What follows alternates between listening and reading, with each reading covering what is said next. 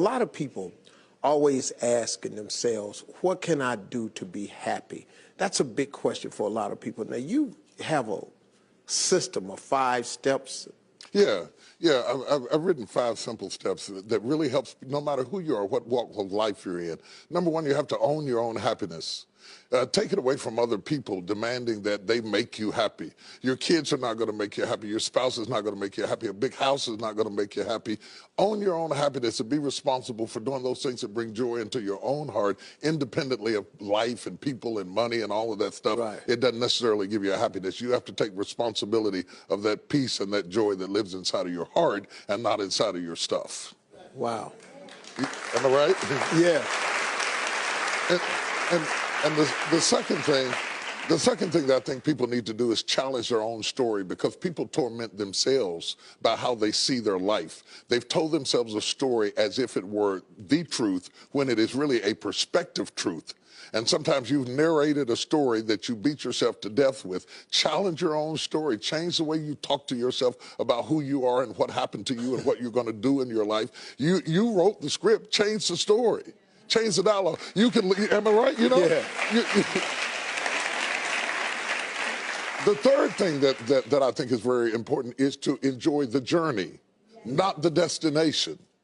A lot of us delay our happiness. When I get to this level, when I get my degree, when I get the kids, when I get married, I'm going to be happy. Enjoy the journey. Enjoy the whole step, the whole process. Every day that you get up to strive for whatever it is you're after. You know, I'm a goal-oriented guy. Yeah, absolutely. But you don't celebrate when you get to the finish line. Celebrate all along the way. Celebrate all along the way. Yeah, man.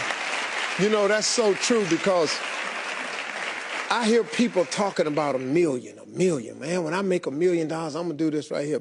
Well, look, if you've been making $25,000 a year, and all of a sudden you're making $100,000 a year, I got news for you, man.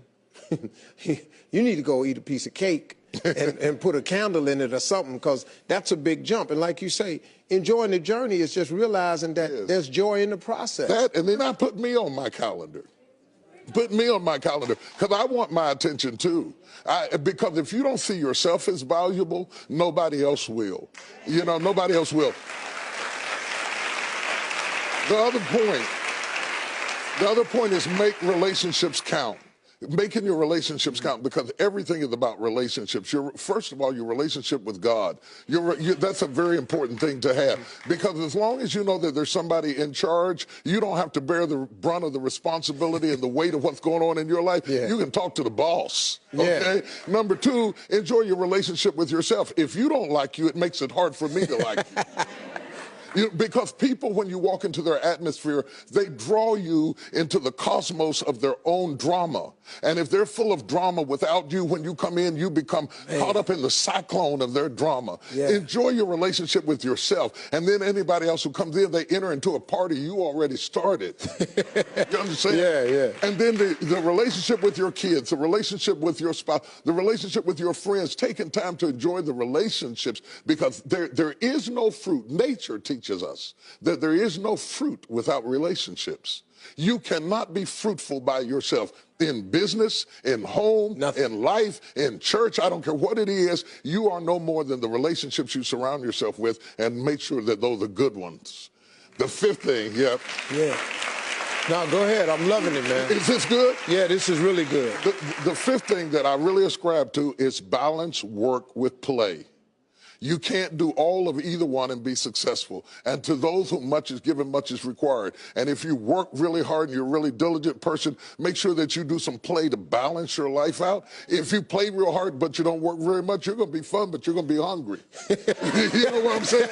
You got to balance work with play. You have to balance that with your children. If you're always a disciplinarian, your daddy going to get you when you get home. I don't want to always be the police in the house. Yeah. I want to be the fun guy sometimes. Balancing work with play calls this not only for you to be holistic, but for people to get a better perspective of who you are. I get on my Instagram and I put crazy stuff. My kids die. Just yesterday, I put me sweating in the gym saying they said it's going to be fun, but it hadn't gotten fun yet. You know, to let people know that everything is not serious every day. That's too much pressure. We've got way too much pressure on us to be the people we were created to be. You got to enjoy the journey and the process. Like I told my kids the other day, I said, let me explain something to y'all.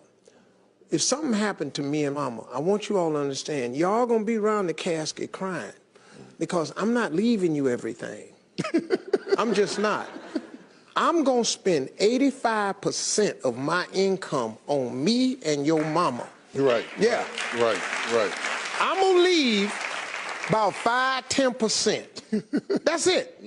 The rest of the money, me and your mama going somewhere. We can, Dad, we can't go on vacation. No, I want to be just with your mother. Well, here's it's the thing cool. that people don't understand about children.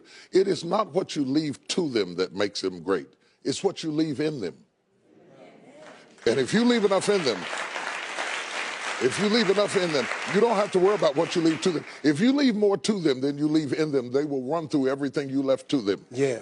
But if you leave enough in them, you don't have to leave so much to them because they can go out there and make their own way in life. Cool. I'm glad you said that, because now they ain't getting nothing.